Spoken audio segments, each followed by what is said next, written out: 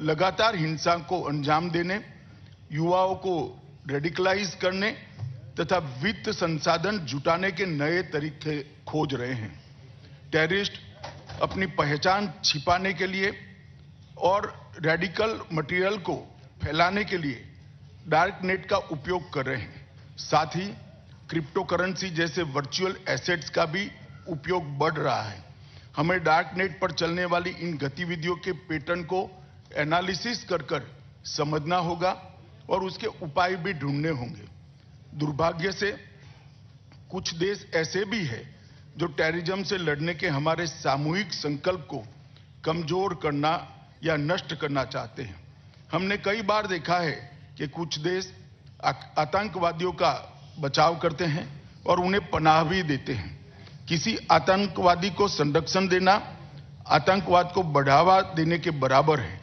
ये हमारी सामूहिक जिम्मेदारी है कि ऐसे तत्व और ऐसे देश अपने इरादों में कभी सफल न हो सके। अगस्त 21 के बाद दक्षिण एशिया क्षेत्र में स्थिति में बहुत परिवर्तन आया है।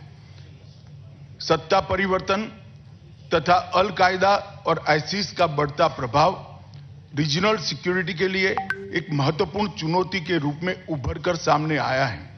इन नए समीकरणों ने टेरर फाइनेंसिंग की समस्या को और अधिक गंभीर बनाया है। 3 दशक पूर्व ऐसे ही एक रेजिम चेंज के गंभीर परिणाम पूरी दुनिया को सहन करने पड़े हैं। 9/11 जैसे भयंकर हमले को हम सभी ने देखा है। इस बैकग्राउंड में पिछले साल दक्षिण एशियाई क्षेत्र में हुए परिवर्तन हम सभी के लिए चिंता का विषय है।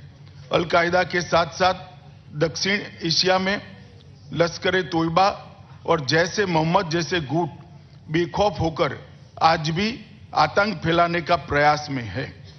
हमें कभी भी आतंकवादियों के पनाहगाहों या उनके संसाधनों की अनदेखी नहीं करनी चाहिए। ऐसे तत्वों को स्पॉन्सर करने वाले तथा इनको सपोर्ट करने वाले डबल स्पीक को भी हमने उजागर करना पड़ेगा।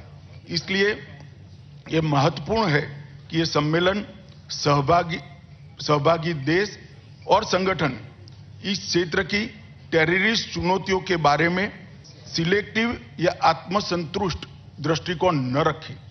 टेररिज्म के वित्त पोषण की समस्या व्यापक हो चुकी है। पिछले कुछ वर्ष में भारत ने टेररिज्म के वित्त पोषण पर नकेल कसने में सफलता हासिल की है। टेररिज्म के वित्त पोषण के खिलाफ भारत की रणनीति इन 6 स्तंभों पर आधारित है। पहला, लेजिस्लेटिव और टेक्नोलॉजिकल फ्रेमवर्क को मजबूत करना। दूसरा, व्यापक मॉनिटरिंग फ्रेमवर्क का निर्माण करना।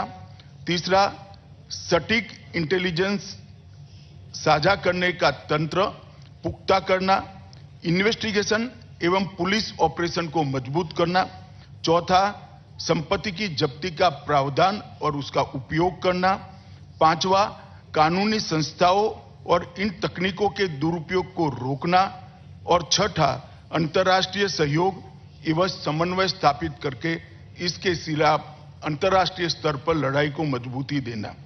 भारत ने इस दिशा में अनलॉफुल एक्टिविटी प्रिवेंशन एक्ट में संशोधन करने, नेशनल इन्वेस्टिगेशन एजेंसी NIA को मजबूत बनाने और फाइनेंशियल इंटेलिजेंस को नई दिशा देने के साथ टेररिज्म और उसके वित्त पोषण के खिलाफ की लड़ाई को सुदृढ़ किया है।